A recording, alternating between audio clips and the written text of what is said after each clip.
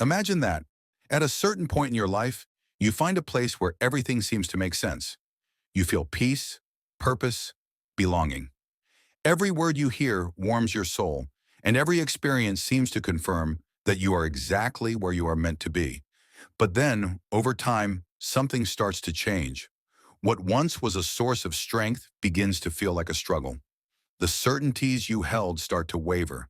The sense of belonging gives way to deep questions. Until one day, without even realizing exactly when it began, you find yourself drifting away. What happened? Why do those who once seemed so firm, so chosen, end up leaving the church? This is a complex issue, but today, we are going to dive into the deeper reasons behind it. There are causes far beyond what is usually discussed, and understanding them is essential, whether to help someone going through this or to gain insight into your own spiritual journey. So if you are committed to learning about spirituality and truly want to explore this topic, go ahead and like this video. Many people begin their faith journey with passion, eager to grow spiritually and deepen their relationship with God. At first, everything seems clear. Prayers are answered, sermons make sense, and faith feels unshakable. But as time goes on, questions arise. Not the simple kind, but deep, unsettling ones that don't seem to have easy answers. They wonder why some prayers go unanswered despite unwavering faith. They struggle with contradictions in teachings, or they experience suffering that doesn't align with the promises of divine justice and love they were taught to believe in. They see tragedies happening to good people and wonder, where is God in all of this? For many, these doubts don't emerge overnight. They start as small thoughts, suppressed at first, because questioning too much can feel like a betrayal of faith. But the more they try to ignore them, the more persistent they become. Eventually, they find themselves in a place where the faith that once gave them certainty now feels full of unresolved contradictions. One of the biggest struggles is not necessarily having doubts, it's having nowhere to express them. In many church environments, questioning core beliefs is seen as dangerous, even rebellious. Instead of being met with guidance and understanding, those with honest questions often face judgment or shallow responses that fail to address their deeper concerns. So they start to feel isolated, like they are the only ones struggling with these thoughts. They sit in services, surrounded by people who seem so sure, while they feel lost inside their own minds. And when doubt turns into loneliness, many begin to step away, not because they wanted to leave, but because they felt like they had no choice. Another major reason why people leave the church is disillusionment with leadership and the hypocrisy they witness within the community. Many enter the church expecting it to be a place of love, integrity, and truth, a reflection of the very teachings they believe in. But what happens when they see the opposite? For some, the disillusionment begins when they witness church leaders, the very people who are supposed to embody the principles of faith, engaging in behaviors that contradict everything they preach. Scandals, abuse of power, financial corruption, and hidden sins shake their trust. They see leaders who preach humility but seek power, who speak of generosity but live in excess, who condemn others for their sins while hiding their own. It's not just leadership that causes this disillusionment. Many believers expect to find in the church a community that embraces them with grace and understanding, but instead they encounter judgment, favoritism, and exclusion. Some realize that the people they trusted to be their spiritual family are quick to criticize and slow to love. Others notice a pattern where those in higher social or financial positions within the church receive special treatment, while the less fortunate are overlooked. For someone who genuinely desires to live by faith, these experiences create a deep internal conflict. They begin to question, if this is what faith looks like, do I even want to be part of it? The church, which was supposed to be a sanctuary, now feels like just another place of human failure and pretense. And for many, the easiest way to deal with this conflict is to walk away entirely.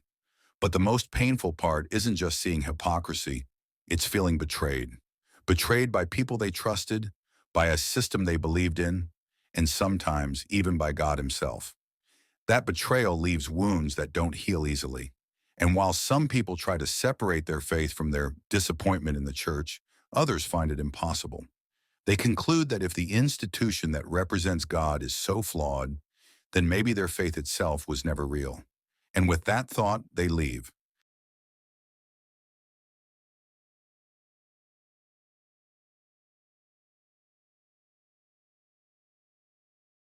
For many, the struggle that leads them away from the church isn't just about doctrine, leadership failures, or unanswered prayers.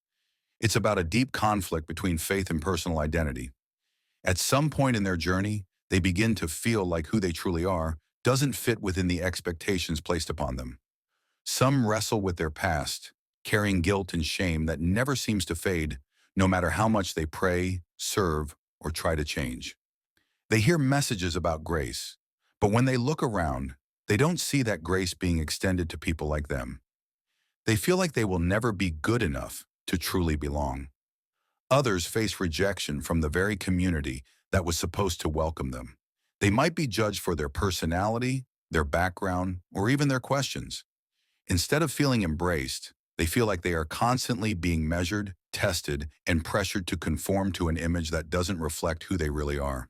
For some, this struggle is deeply tied to the expectations of religious culture. They may feel pressured to follow certain traditions, to suppress parts of their personality, or to live according to rules that feel more like social control than spiritual guidance. At first, they try to fit in. They force themselves into a mold that was never designed for them. But over time, the pressure becomes unbearable. They start to ask themselves, am I truly following God? Or am I just trying to meet human expectations? The more they feel disconnected from their true selves, the harder it becomes to stay. The faith that was supposed to bring them freedom now feels like a prison. And for many, the only way to escape that prison is to leave the church behind. Not because they stopped believing in God, but because they stopped believing that the church was a place where they could be fully themselves. Another major reason people walk away from the church is burnout, spiritual, emotional, and even physical exhaustion. At the beginning of their faith journey, many believers are eager to serve, to give, and to dedicate their time and energy to what they see as their divine purpose.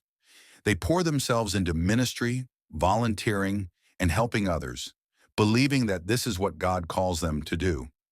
But over time, something shifts. Instead of feeling spiritually renewed, they start to feel drained. Instead of being uplifted, they feel overwhelmed. The joy that once fueled their service begins to fade, replaced by a sense of duty, pressure, and expectation. They start to notice that no matter how much they give, it never seems to be enough. The church asks for more, the community expects more, and soon their faith starts to feel like a burden rather than a source of strength. For some, this exhaustion comes from feeling unappreciated. They sacrifice their time, energy, and even personal well-being to serve, yet they rarely hear a word of encouragement or gratitude. They see the same few people carrying the weight of the entire church, while others sit on the sidelines. And slowly, resentment starts to build. For others, the exhaustion is deeper. It's not just about the workload, but about the constant emotional weight of always having to appear strong. They feel like they can never show weakness, never admit that they're struggling, never take a step back without feeling guilty. Their entire identity becomes tied to their role in the church, and stepping away, even for rest, feels like failure. At some point, the burnout becomes unbearable. They start missing services, not because they don't believe, but because they're too exhausted to show up. Their prayers become shorter, less frequent, until they stop altogether. And when faith begins to feel like an obligation instead of a relationship, walking away starts to seem like the only way to breathe again.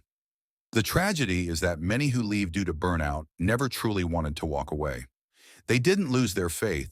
They simply reached a breaking point and felt like no one noticed. And by the time they step away, they are too exhausted to find their way back. Not all who leave the church do so out of pain, disappointment, or exhaustion. For some, the shift happens gradually, almost unnoticed, as the world around them begins to pull them in a different direction. The desires, distractions, and promises of an easier, more liberated life begin to take priority over faith. At first, it starts subtly. They get caught up in the demands of life, work, relationships, personal goals. They miss one service, then another. Their prayer life, once vibrant, becomes sporadic. They tell themselves they will get back on track soon, but weeks turn into months, and faith becomes less and less central in their daily routine. The world offers a kind of freedom that, on the surface, seems more appealing. The pursuit of success, comfort, and pleasure becomes more enticing than the discipline and sacrifice that faith often requires. The restrictions of a godly life begin to feel like limitations rather than protections. They start to question, why should I deny myself certain things when the world offers so much more?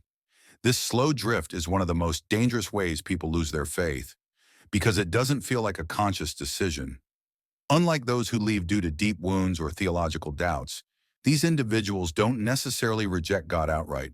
They simply stop prioritizing Him. And the further they drift, the harder it becomes to return. The Bible warns about this subtle yet powerful pull.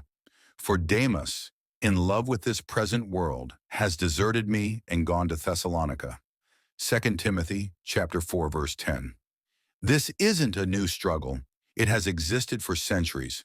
The pleasures of the world have always competed with the call to live a life set apart. The question then becomes, is faith something that can withstand the temptations and distractions of life? For many, the answer becomes clear only when they look back and realize how far they have drifted. And sometimes, by the time they notice, they no longer feel the desire to return. At the core of every believer's journey lies an invisible battle, the constant struggle between spirit and flesh. This battle is not always dramatic or obvious. In fact, it often happens in the quiet corners of the mind, in the small choices made each day. And for many, this inner conflict becomes the very thing that pulls them away from the church. Faith requires discipline, surrender, and self-denial.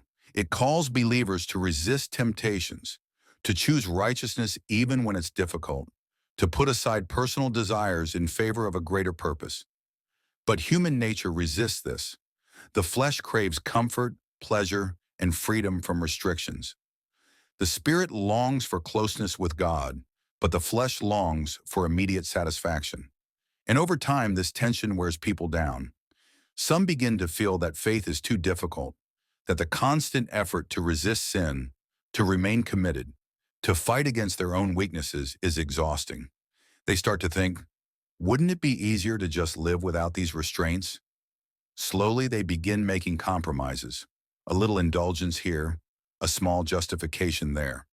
At first, it seems harmless, but each compromise makes the next one easier, until one day they look up and realize they have walked so far away from their faith that returning feels impossible.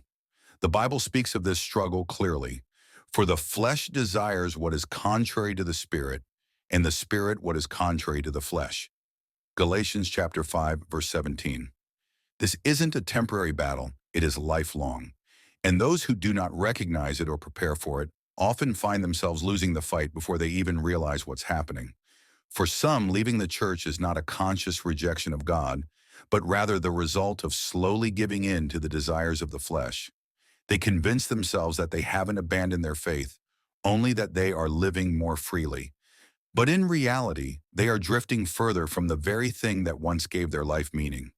The most dangerous part of this battle is that many don't even realize they are in it. They believe they are making harmless personal choices, but each step away from discipline, conviction, and obedience leads them further from their spiritual foundation. And without realizing it, they lose the very connection with God that once defined their existence. When we look at all these reasons, doubt, disillusionment, burnout, identity struggles, worldly distractions, and the battle between spirit and flesh, it becomes clear that leaving the church is rarely a simple or impulsive decision. It is often the result of a long internal process, a series of moments that accumulate over time until stepping away feels inevitable. But here's the deeper truth. Most who leave never intended to. Many walked away not because they stopped believing, but because they felt unheard, unseen, or exhausted. Others drifted gradually, caught up in the demands of life, or became disillusioned with the failures of human leadership. And some simply lost the battle within themselves, giving into struggles they never knew how to fight. The question then is not just why do the chosen leave the church, but rather what can be done to bring them back. The answer is not found in judgment or criticism. It is found in understanding, in listening, in extending the very grace that God Himself offers. It is found in recognizing that faith is a journey, and every journey has its struggles. If this video has spoken to you in any way, if you have ever felt this battle within yourself or have known someone who has drifted away, I want you to leave a comment with the word return, because no matter how far someone has walked away, there is always a way back. And sometimes all it takes is one moment of reflection to remember where it all began.